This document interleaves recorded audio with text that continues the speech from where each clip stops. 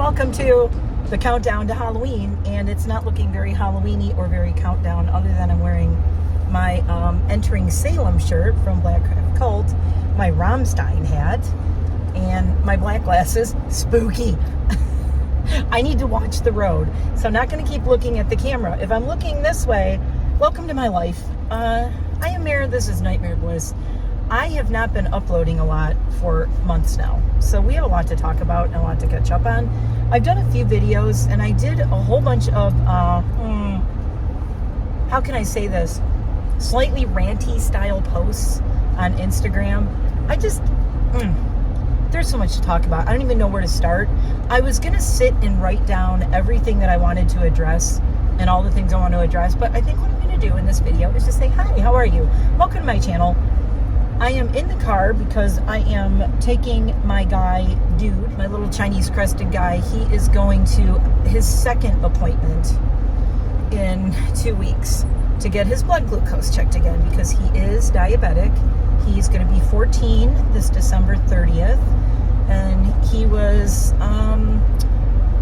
diagnosed diabetic, I think, about a year ago. I think it was last fall. Has it been that long, Dude? I think it has. I have all his original paperwork. I could probably look. I don't focus on things like that. I'm not like counting every day down. We go day to day in our house. That's the only way we survive because I got a crazy house. I got a crazy life. I have 4 dogs. Are you okay over there? I hope he's not going to get car sick. He's looking a little woozy right now. So Dude is in the dog seat next to me. I will say, I've said this on my channel before when I'm driving or doing car vlogs. Sometimes I'll drive when I'm going to the vet. First off, I want to address that, yes, I am in my car, I'm driving, I'm watching the road. You will notice I don't look at the camera much. If I do, I just glance. And I probably look at the camera less than I would look at a person sitting in the seat next to me. So don't come for me and be like, you're recording in the car. Basically, I'm just talking to myself and the camera happens to be rolling. And I like to do these as I'm talking to myself in the car or the Dude. Hopefully the Dude won't get car sick today. The last time we went to the vet, he went with his sister Eliza. I posted pictures here on my community tab a couple weeks ago. That's when we were there. You can go and look those up if you want to. I have a raised car seat so he can look out the window because he's a short little guy. He's only about 10 pounds. He's like this big. He's very tiny. And he can see out the window. But here we are. It's a vlog. I talk about whatever the hell I want while I'm in my Jeep. I didn't have my Jeep last week for a few days, which was fine because I was very busy grooming dogs. My day job, because this crap doesn't make me any money, because I'm not problematic and I'm not an idiot and I'm not stupid and I'm not some moron who claims to be something I'm not. So hence I am not making millions of dollars on YouTube or any other social media. This might be kind of a ranty video, by the way. If you're here for the rant, welcome. Welcome to a rant, a Jeep rant. Not a rant about my Jeep, because I love my Jeep. So my Jeep was in getting fixed up. I got her undercoated for the winter. She's good for like 2.5, 3 years now. Probably 3 years because I don't drive much in the winter. I work from home, so I don't usually have to go anywhere. And if there's going to be a storm or they've treated the roads, I just don't go anywhere. I have that luxury. I'm very lucky that way, but I also work from home. So I have my own salon. I am a private dog groomer. I do not take new clients unless they are referred to me from someone who I know and who I'm friends with. They have to be a friend or a friend of a friend. So that's basically how it's got to happen. I don't advertise. I don't tell anyone usually about me. I don't even have business cards. Everybody keeps yelling at me that I need to get business cards, and I'm very snooty about it, and I'm very picky because there's a lot of things. I told my husband, I'm not a person who brags about myself. I don't like to brag about myself. That's probably another reason I'm not YouTube famous and Instagram famous. I mean, I know they say, you should be your own cheerleader, and I do know that I'm good at things, but I always joke about it. I mean, I kind of make light of it, and I probably shouldn't so much. But people tell me I'm great at makeup, and I'm like, well, I better be because I've been doing it since I was 14 years old. At 12, my mom let me start wearing makeup when I was 12 or 13. I've told this story before, but if you're new here, when I was about 12, I wanted to start wearing makeup, and my mom said, well, if you're going to start wearing makeup, I'm going to put you in classes so that you don't look like a clown. And she didn't want me to look like a hooker or a clown, ideally. So she put me in classes at like a modeling school. It was like a little like modeling school class thingy. And back then, this was the 80s. This was the early 80s. Everybody wanted to be a supermodel, and I was very tall for my age. It's so weird. I was super, super tall. And then when I got in like 6th grade, I just stopped growing altogether. I just completely stopped growing. So I was the tallest girl in the school up until I went into junior high school. And then I went into junior high school, and everybody kept growing, and I stayed 5'4". So I'm almost 5'5". I'm like a little over 5'4" and a half. But it's just really funny because they thought I was going to be a model. They were like, she's going to be a supermodel. She's so tall. Because I was 5'4" when I was in like 4th and 5th grade. I was super tall. Everyone in my family's tall. My mom was tall. And I always make fun of the fact that I'm so short. I am like tiny, tiny person. I'm a little person because everyone in my family is mega tall. If you see pictures of me with my dad on Instagram, like I'm like a whole head shorter than him.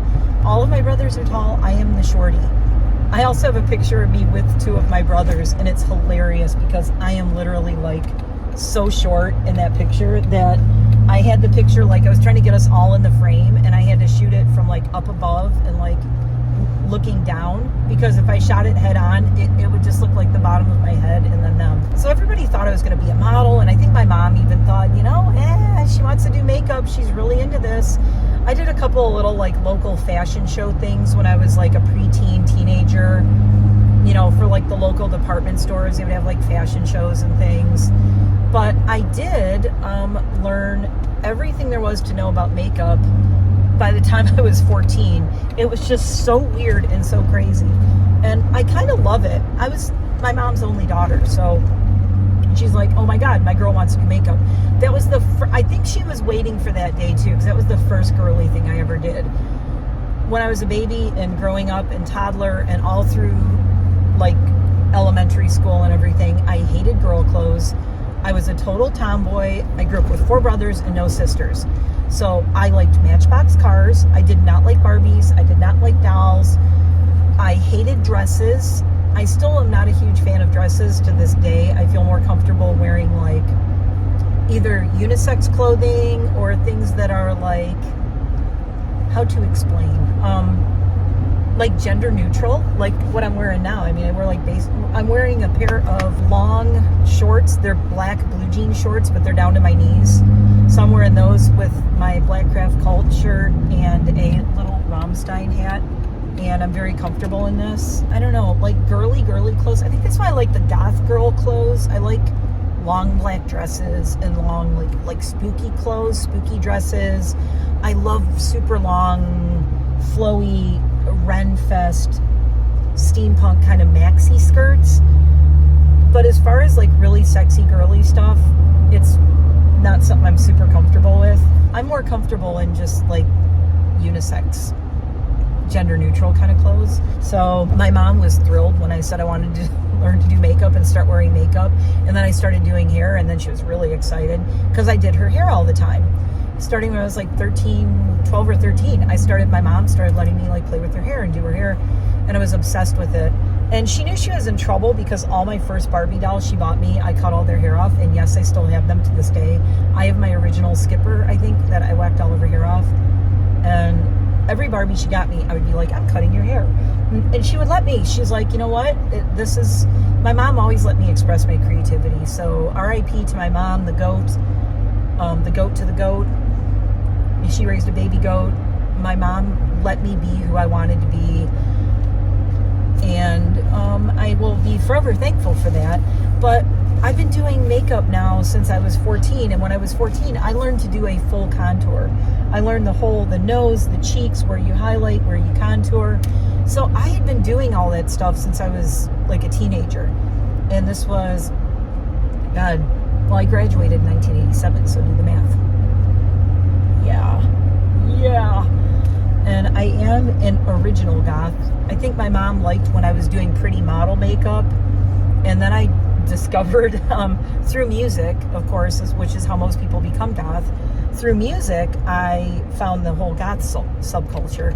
I used to go to this little independent record store where I grew up, and there was a guy who worked there who I was totally like had the biggest crush on. He was kind of a new wave kind of guy, but I had like the biggest crush on him.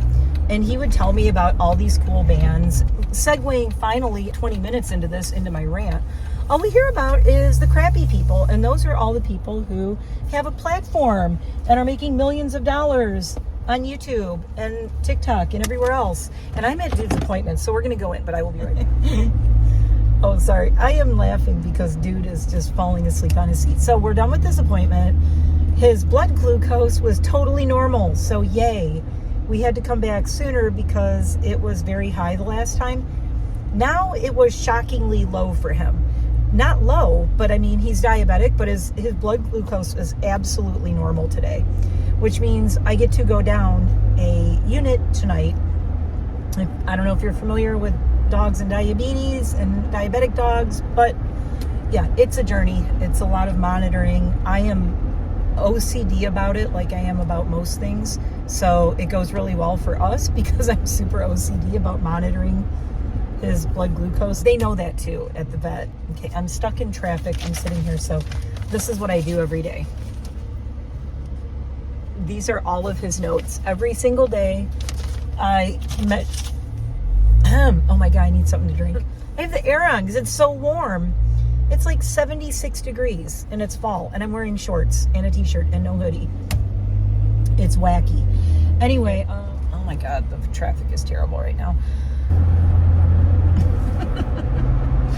I was gonna take dude to Home Goods. I want to go to Home Goods, dude. I was gonna go to Home Goods with the dude, but I don't think we're gonna now because the exit to get to the Home Goods, it's weird. They're doing all this construction through here, so the exit is messed up, and you can't there's no convenient way to get there. That's the best way I could put it. They completely ruined the convenient way to get to Home Goods. So the only way I can get to Home Goods is like go past, take this exit and go like the long way all the way around and backtrack, which I don't feel like doing. I don't know. I mean, and do I really need to go to Home Goods? No. Do I need anything there? Not really. Nope, look, I'm not even going to go in that lane. I don't need anything there. I'm just going to spend money. I'm being very good with not buying stuff. I have to say thank you. Again, I have so much stuff to rant about. I kind of barely started and then I had to go in. But yeah, so horrible people who make millions of dollars and get millions of views. Why? It doesn't, I just feel like if you're a good person in this world, and this is, honestly, I mean, I could blame anything on, the reason I haven't uploaded is because I haven't uploaded. The reason I haven't been doing a lot of content is it's all on me. Yeah, I'm not blaming it on anyone else, but I am blaming it on, I guess I could say, God, now I'm getting all deep and philosophical. I always will take the blame. It's my fault if I don't upload. It's my fault if I don't do things. Nobody's like making me do it or not do it. But things will affect my mood and make me just not feel good about it. Like, why am I doing this? Why do I bother? And lately, for the past couple of months, really, it started in July. I would say like June into July, it kind of started where all the Colleen Ballinger stuff, if you know who that is, was going on. All the James Charles stuff coming up again. Just all these like super problematic pain in the butt people. And I just see all these people get talked about nonstop. They get talked about nonstop every day, which means people are then going to their videos and going, well, who is this person?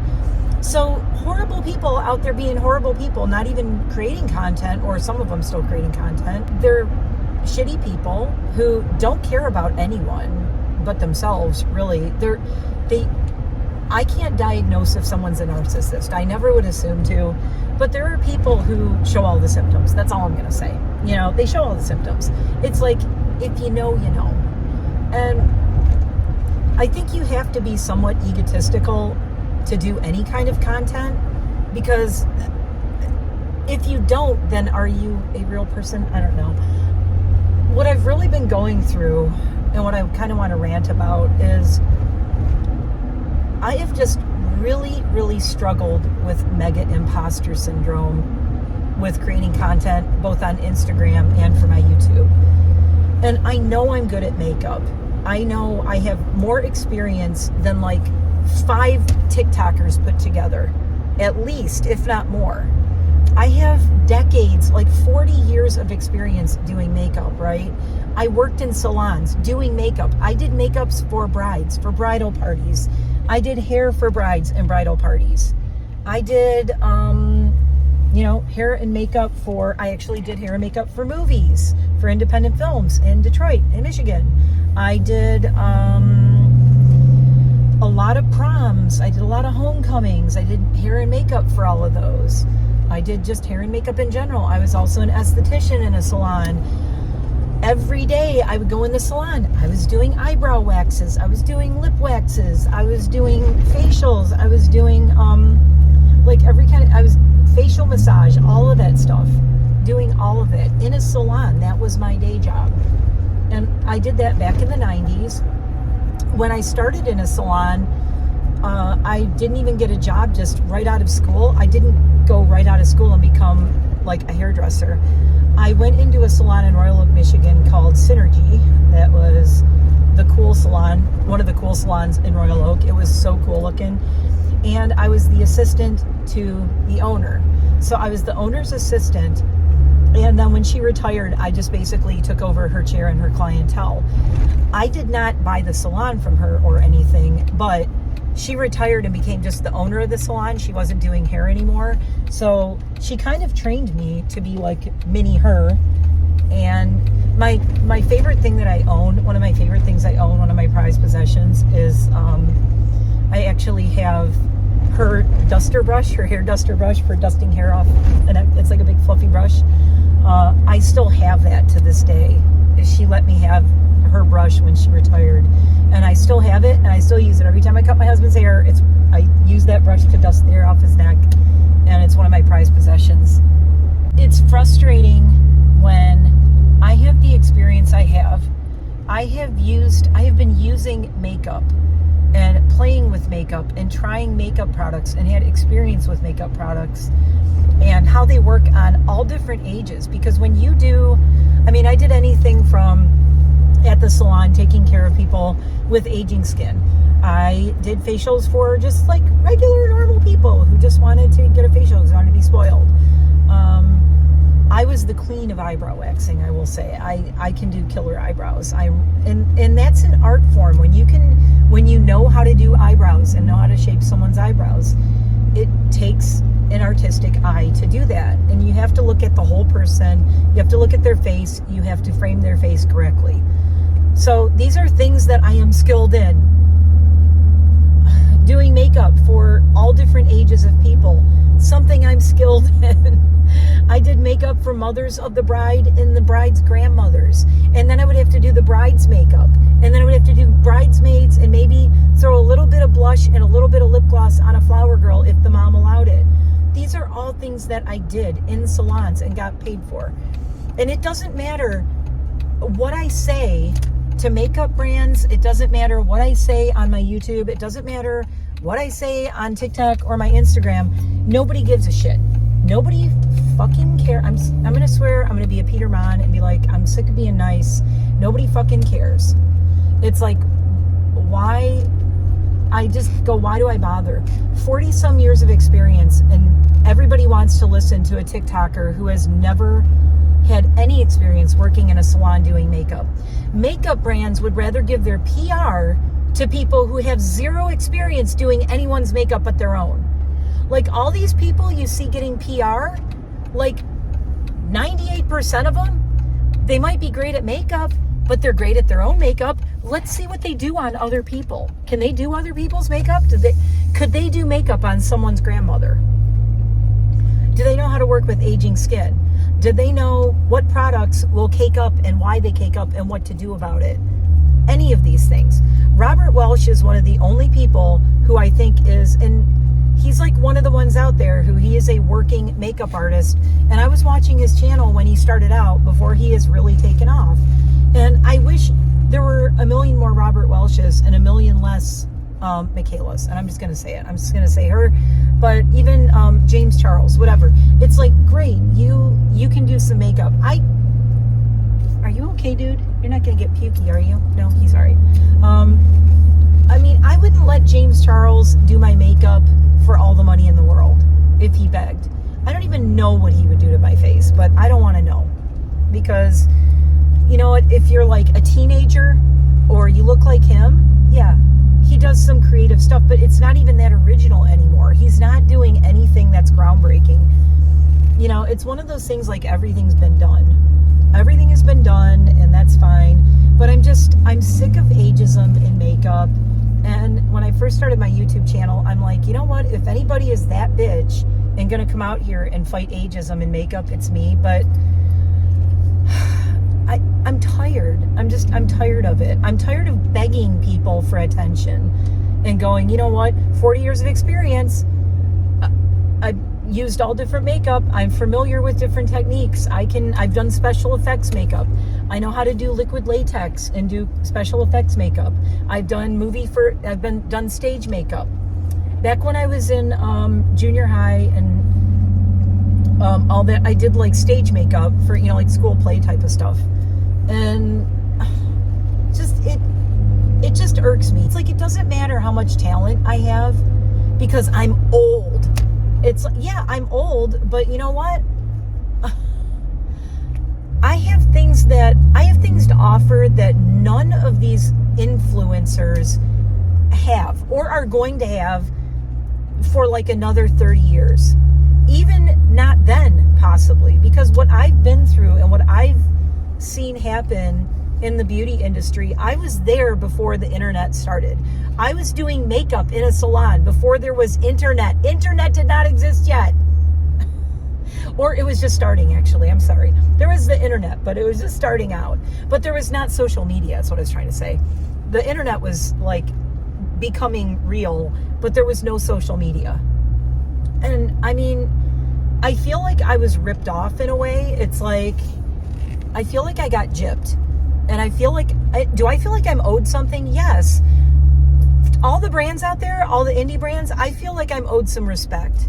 Like, why did I work my ass off for 40 years and gain all this knowledge? And I said, you know what? This would be cool to do my YouTube channel and share experience and knowledge from the viewpoint of someone who has like been there, done that, seen it all, y'all, seen it all.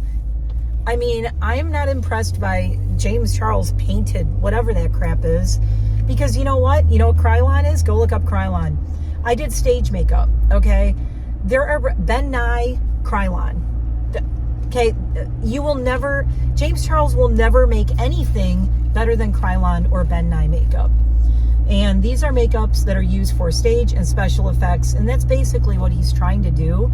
But no, like, why are you even doing that? It's been done, and so many people have done what he did, and he's trying to like sell it like it's some great big groundbreaking thing. Newsflash, it's not. It's not. Don't waste your money.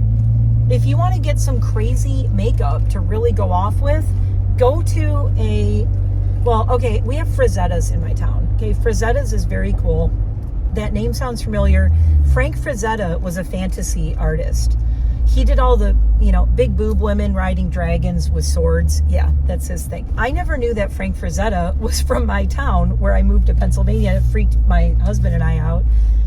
It was so crazy because we remember in high school, if you know, you know, you had a Frazetta's poster on your wall. You had a Frank Frazetta poster somewhere in your college dorm or on your wall if you were a Gen Xer. Not everyone, but a lot of us. A certain niche of people in Gen X, we had the Frazetta's posters, okay? It was a thing. Anyway, but Frazetta's is awesome because they have all that makeup. They have all the stage makeup. And I really have been thinking, I want to go there and I want to get some of the special effects makeup. I guess what frustrates me the most is just bad people, unexperienced people. Like, why are you listening to and watching all these people and giving them the platform and the airtime?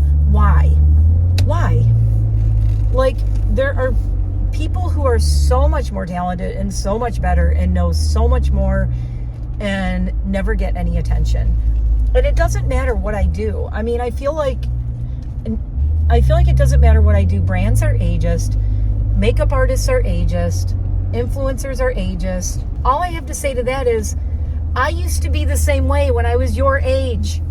When I was in my 20s and 30s. I was like, oh, I rule the world. I know everything. Y'all are old. You don't know. You can't tell me. You know what? I was you. All of you 20-somethings and teenagers, I was exactly like you. I said all the same shit. And now I'm going to be 55 in January. I'm a freaking Gen Xer. We are the original badass influencers of the world before they existed, okay? I was there when Nirvana came out. I was there when Pearl Jam and grunge started. I remember when grunge emerged because I was in a band. I was in bands in Detroit. I started playing bass when I was 16 years old. And the first band I was in was a Sisters of Mercy cover band who never got out of my basement. My mom's basement, actually. It was my mom and dad's basement. Sorry, I'm watching the traffic. So, yeah, I was in a Sisters of Mercy cover band. The lead singer was adorable. He was a dead ringer, like totally looked like Andrew Eldritch and sang just like him. He had the really low voice and looked exactly like him. And back then, if you see, there's like an old picture of me from that time. I looked like Patricia Morrison. I had the black hair. People would hold up pictures of her and be like, oh my God, you're her. Like, and I played bass, coincidentally, which was really funny. I mean, I didn't plan it that way. I actually started playing bass before I knew who Patricia Morrison was. But then I learned who she was. How many people out there were playing in Sisters of Mercy cover bands in like 1988, 1987, 1988? Anyone? No? Yeah, but y'all know better. Y'all know everything. All the little, like, judgy, gatekeeping goths out there who know everything. I don't think so. And you know what? You could only hope to be where I'm at now, at my age, when you get to be my age. And believe me, I did not want to get old. I used to say my whole life, all I said, I had a tank top I always wore, and it said, live fast, die pretty. Because that was my philosophy in life. I did not want to be old. I said, I never want to be old.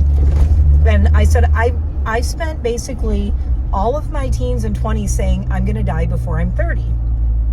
And I know that sounds terrible, but that was a thing that I said all the freaking time. I was like, I'm going to die before I'm 30 because I don't want to be old. I swore by that. I'm like, I never want to be old. I want to die by the time I'm 30. And here I am. I'm going to be freaking 55. And I'm like, what the hell is my life? Why am I here? But I'm here, you know, and I'm not going to complain and feel all like crappy and shitty about it either, because I'm lucky to be here. And the reason I'm lucky to be here is like that, don't mock being old because it's a privilege denied to many. My brother died of cancer. He never got to get old. Okay? My brother never got to enjoy being old. And when I started losing people very young, because of the circles I was in and the circles I traveled in, I shall say. Oh, we are in the McDonald's drive-thru, by the way, because I have to get this boy a treat because he was so good. He was so good. I lost a lot of people because when you're in a band scene, in the nightclub scene, there's a lot of people who survived and are in recovery, or there's people who didn't survive because they just didn't make it out. And I have more people who didn't make it out than who are still with. Oh my God. Nothing like being right in the middle of a rant and having to order at the window. Anyway, point being, it really changes your outlook on aging and life when you have more dead friends than living friends. And that's just a sad truth of my life. A lot of people didn't make it out, which is really sad. But it also makes me grateful for my life and what I have. And that I'm not just here, like I'm not surviving, I'm thriving. And I hate that saying because it is just so like cringe. But at the same time, it's true. These are the best years of my life, honestly. my whole life I struggled. It was always something, always struggling, always a struggle. And now it's not. Now my husband and I are just like, life is good. Things are great. We don't have kids. We have dogs and chickens and ducks. And and 2 guinea pigs and a fish. So we basically, we're living our best life, honestly. And we're so in love. I mean, I never thought I would find anybody I could spend my life with. And I tell my husband all the time that if it wasn't him, it would be no one. And I'm not saying that to be weird or what. I'm a loner. I don't need anybody. I'm one of those people. I don't need you. I don't need anybody. I'm a Capricorn. We're very like, back up, stand off, stand down, leave me alone. I got this. I've been around, y'all. I've outlived all these friends who did not make it. And when I was like 30 years old, I met the love of my life. And I had to go through a really bad marriage and a very bad, very difficult breakup. And then I jumped out of a plane 4 times and met the love of my life. And after I was turning 30, and that was fine. I mean, I didn't think I would ever meet the right person. In fact, I kept looking at him going, what is wrong with you? Still to this day, when he says, I shouldn't say this, and it's something I've been correcting, when he would say how much he loves me and he's crazy about me, I'm like, why? What is wrong with you? And I've talked about this before. And I am the queen of self-deprecating humor. And people always say, well, you shouldn't even joke about it. You're putting yourself down. Well, Gen X, that's a thing we do, okay? That's a thing we do. People either understand the Gen X humor or they don't. And a lot of the Gen X humor aged like milk. But a lot of it I still stand by. And I stand by the Gen Xers being snarky. Gen Xers are sarcastic for the most part. We're sarcastic, we're snarky. And we're no bullshit. We are the no bullshit generation because we came after the baby boomers. So all of the millennials and all these TikTokers, all these people are like, me. Oh, you know what? Who you never hear them bitch about? Gen X people. Like they say, okay, boomer, but nobody ever says, okay, Gen X, because they know they can't play. They know they can't fuck with us. Everybody knows you do not fuck with Gen X. In fact, I need that on a shirt. Don't fuck with Gen X. Because they know, every generation knows they can't. All the things that, so many of the things that are great in this world are all products of Gen X generation. I mean, the internet came to be in our generation. Grunge came to be in our generation. Nirvana, Pearl Jam, Soundgarden, goth, punk, even if you like new wave and things like that, that was all our generation. You're welcome. Okay? The first time I saw glittery sparkle makeup back in my generation in the mid 80s, glittery, sparkly, glitter sparkle. Remember all those, what were those things called? O-ring bracelets. And then we had sparkly O-ring bracelets.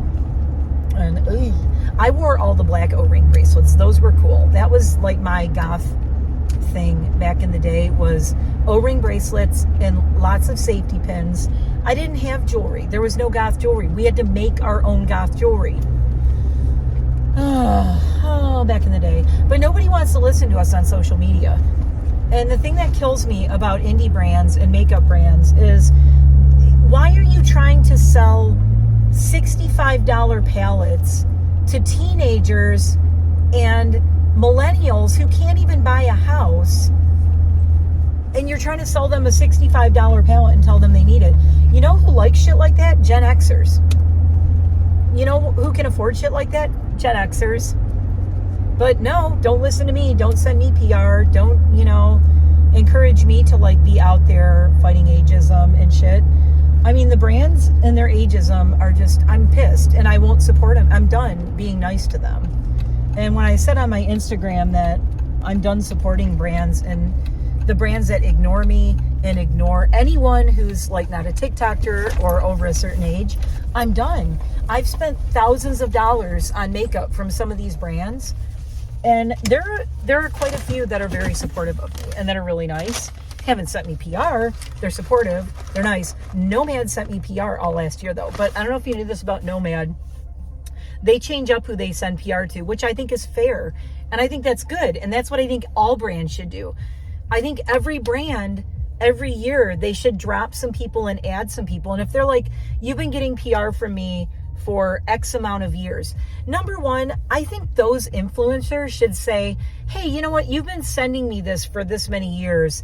I have so much makeup. I don't even know what to do with it all anymore. Can I just pick and choose maybe 2 palettes from you in the course of the year? Like, if people wanted to send me PR, I don't like waste, and I hate that I have so much stuff as it is. I wish they would let me pick and choose what I'd like to try and review. Because I'd be like, well, this looks really interesting. I'd like to review this. Or I'd say, you know what? I'm not going to review this, and let me tell you why. And I'll tell the brand why I don't want to review it. I think that is such more valuable feedback than getting sent an unlimited amount of shit I'm never going to wear and feeling like I need to review it, and I'm trying to get attention. Oh, look at me. I get all the newest things. I get the new shiny toy. I'm so over the new shiny toy thing at this point. And it's like, I was so excited about makeup when I started my YouTube, and just watching this for like the past 3 years in this cycle, and I've seen the pattern and seen the cycle. Now I'm just kind of sickened and disgusted by it, and I'm over it and I'm sick of it. And nobody talks about it. It's like, why does nobody talk about this? I know why a bunch of people won't talk about it, because they want to keep getting free shit. So they're not going to say anything. But you know what? I'm not getting free shit. So who do I have? I don't care. I might as well piss off all these brands, because they're not sending me anything anyway. I've sent them thousands of dollars and I'm not getting anything in return. So why am I being nice to them? I am home. I'm in my driveway. So this has been the first of many rant videos. No, I'm not going to rant nonstop. I am going to do makeup, but I will say that all of this stuff has really like soured me. And it sucks, because I love makeup and I love being excited about makeup. But seeing like the way the world is in makeup, I'm pissed. I'm sick of it. It pisses me off. I don't like the whole thing of making people feel like they should have to choose between buying a palette and buying their groceries for the week, or else if you don't get it, you're not in the cool kids club. How many multi-chromes do we all need? I mean, yeah, they're pretty, but you know, there's only so many shifts you can do. And there's so many good multi-chromes out there. Everybody's like, the multi-chrome thing. Multi-chromes are the new pressed glitter. That's all I'm going to say. If you know, you know. Okay. I was around for the glitter gate of the color palette glitter gate years ago, where it was pre-pandemic. Every single palette had tons of pressed glitter in it. And then everybody was like, okay, we're sick of this. What the hell? And I talked about this in my huge, like, reviewing. Here, dude, do you want to come out of your seatbelt? We're in the driveway, so I can turn my car off and I can unseatbelt him. But I talked about this in the video where I was doing the huge makeup unboxing when I was in Michigan. And I said that there are certain brands that the multi-chromes are great for, like, if you have wrinkly eyes, if you have lines on your eyes, like human beings do, you know, like humans, you know, you have some lines, you have some wrinkles, you have some lines, you know, like a normal human being. Don't get me started on lines and wrinkles. Like, these brands, if they want to sell things to people, they need to show them on real skin. They need to show them on not perfectly airbrushed, completely blown out with Botox and filler faces. That's why I like VE Cosmetics. VE Cosmetics, I have a code with them. It's below. Please go support VE Cosmetics and buy some of their stuff and use my code, my link below. Because VE Cosmetics is great, because what I fell in love with about them 3 years ago, right on their homepage, it says, we do not airbrush anything. We do not face tune anything. Like, on their site, the lips that you see are real lips. They don't have filler. They don't have airbrushing. They don't smooth everything out. They don't make everything look all perfect and all. They never saw the sun or a wrinkle in their life. They're real. And that's one of the... Is that bug in my car or outside? No, I think it's outside. They're real. And I love that. Oh, no, it's inside. Oh, no. Yeah, I'm just... It's so ridiculous. If they want to sell these things to people, like real human people out there, people with money like myself, People with disposable income who maybe they already own a home, they can afford to buy a $65 pallet every once in a while and not go, gee, do I buy food this week, or do I eat ramen noodles and buy a new pallet and, try to pay my rent? I mean, the cost of living is so expensive that I cannot understand how, I'll say kids, they're not necessarily kids, but kids as in teens to like early to mid 20s, how are they affording this makeup that's coming out now with how expensive it is? How are they affording all of this and going to college, buying food, paying bills, and paying rent? Because my husband and I are even like, the groceries are ridiculous. Looking at the cost of things, I have to buy meat come here, little man. Come here, come see everyone. I buy this guy meat. I have to buy meat for him to add to his food because he's diabetic. So I give him extra protein. He gets extra beef. He gets extra chicken, things like that. He has a very specific diet. It's very weird. And I buy him grass-fed organic beef. But I'm like, how are people buying meat during the week and affording this? I mean, when I go to buy groceries, the last time I went, it was like $311 for me, my husband, and the dogs. And that wasn't even 2 weeks worth of food. I'm like, that was stuff. It wasn't just groceries, it was stuff for the house too, like paper towels and things like that, and some cleaning products and some laundry detergent, but still like over $300. Like, how are people paying bills, going shopping for food, and then buying like every $45 to $65 pallet that's coming out? I don't understand it. I don't know how they're doing it. I don't know why they're doing it. I don't know. And it's just, there's this like pressure, like, oh, if you don't get this, oh, this is the greatest thing, blah, blah, blah. I've become very picky now. Before, when I started my channel, I'm like, I want all the makeup. And I was collecting all kinds of makeup. Now I have a whole bunch of makeup that I wish I could get the money back for. And that's all I'm going to say. It was fun buying it. I'm not going to deny it. It's fun, but it's like Christmas morning where, you get things and you open it, you're all excited. And then you're like, meh, all right. So looking back, do I have regrets about how much makeup I bought? Yes, absolutely. Do I need all that? No. There's a lot that I'm glad that I have. There's so much that I'm glad I bought. Occasionally I see things coming out that I like, but more and more, I'm looking at all the new makeup releases, looking at them going, really? Who is this for? I probably have sent my niece Mads.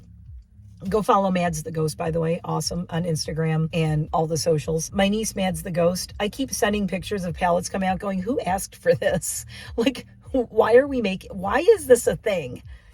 And that's the thing. Like, I think you're going to see me getting more like, I want to do a video going, who asked for this? Why is this a thing? I don't know.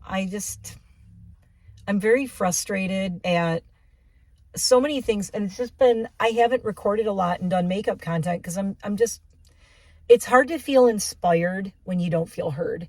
It's hard to feel inspired when you feel like no brand gives two shits about you. It's hard to feel inspired when you spend thousands of dollars on their makeup and they don't give you the time of day, or would never even, you're not even on their radar. Or you've tagged the brand multiple times over years and they've never given you one like, or even said, oh, great look. They don't even have to share it. If they even sent me a DM going, oh my God, thank you for using our stuff. I've commented on, okay, I'm going to say one. I'm just going to say it. I've commented and tagged Blend Bunny for years now.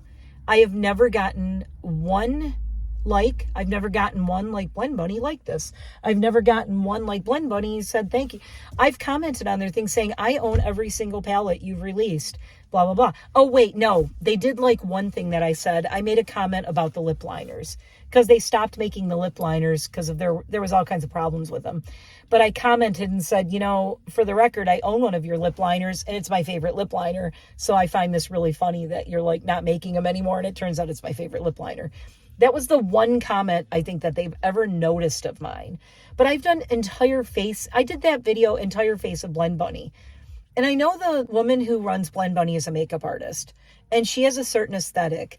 But it's like all of the looks that she shares on her main page, I pretty much don't know anybody who could recreate those looks. And I think those people couldn't even recreate those looks on other people. They can do them on themselves, but let's see them do them on like me. Challenge? Come on over. Make that look work on me. I really want to see that. I really want to see that happen. And someone in my DMs, when I was ranting, they said, I'm going to do another video. We're going to talk about this stuff separately with some makeup and what is wrong with makeup today. And I'm going to do a video just called What's Wrong with Makeup Influencers and Companies. Okay. I'm going to give you my my shit list of things that are wrong. Okay. First off, and I can't even take credit for this. Somebody else said this, and we're going to do another video, but I'll leave you with this note. She said, I don't know who these looks are for. They share all these looks with their palettes. I could never recreate that look, nor would I want to. It would look stupid on me. Basically, it was what she was saying. She's like, who is this look for? Yeah, they're showing off their product, but who's going to wear that? And I will say, there is one person who has been consistently watching my channel, and you know who you are.